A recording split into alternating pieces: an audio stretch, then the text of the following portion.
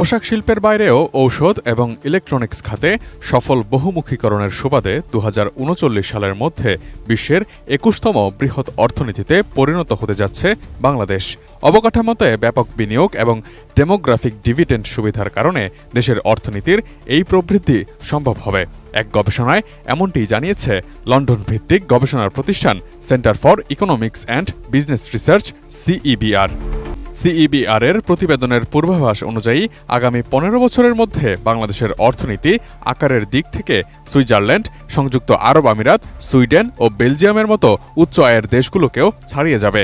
World economic league table ২০২৫ শীর্ষক ওই প্রতিবেদনে বলা হয়েছে, বর্তমান মার্কিন ডলারে মোট দেশজ উৎপাদন বা জিডিপির ভিত্তিতে এই র্যাঙ্কিং তৈরি করা হয়েছে। বাংলাদেশ ২০৩৯ সালের মধ্যে ১.৬০ ট্রিলিয়ন ডলারের অর্থনীতি হয়ে উঠবে বলে পূর্বাভাস দেওয়া হয়েছে ওই প্রতিবেদনে।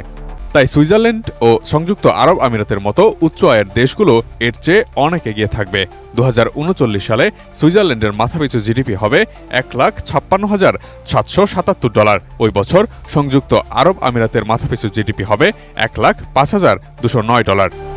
সিইবিআর-এর প্রতিবেদন অনুসারে ২০২৪ সালে বিশ্ব জিডিপির মোট আকার প্রাক্কলন করা হয়েছে $১১০ ট্রিলিয়ন, যা ২০৩৯ সাল নাগাদ দ্বিগুণ হয়ে $২,২২১ ট্রিলিয়ন পৌঁছাবে। প্রতিযোগিতায় চীনকে টেক্কা দিয়ে $৫৩,০০০ বিলিয়ন জিডিপি নিয়ে বিশ্বের বৃহত্তম অর্থনীতি হিসেবে যুক্তরাষ্ট্র তার অবস্থান ধরে রাখবে শীর্ষস্থানে, যেখানে চীনের জিডিপির আকার হবে $৪৪,০০০ বিলিয়ন।